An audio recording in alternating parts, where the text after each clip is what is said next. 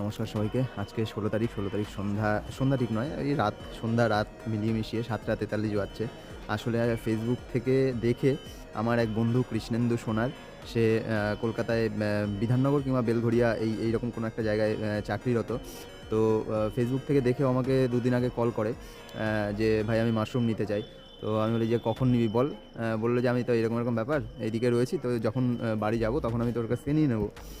তো আজকে হঠাৎ করেই ও আসছে এবং একদমই কী বলবো, হঠাৎ করেই ও আমাকে ফোন করে বলল যে ভাই মাশরুম হবে, তাহলে নিয়ে আয়। তো 500 গ্রাম জাস্ট ওপরে গিয়ে দেখলাম যে হ্যাঁ আছে, সঙ্গে সঙ্গে ভেঙে নিয়ে এলাম।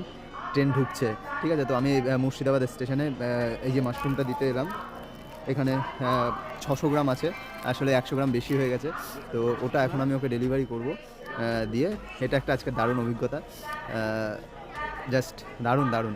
তো ট্রেনটা ঢুকছে, আমি ওকে মাশরুমটা দিয়ে দেবো। ট্রেন ঢুকে গেছে, দেখাই।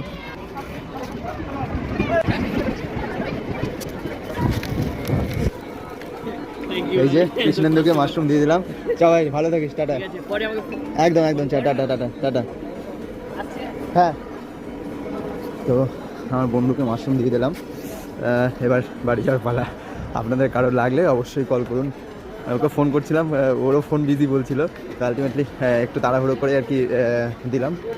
সবাই ভালো থাকবেন, সুস্থ থাকবেন।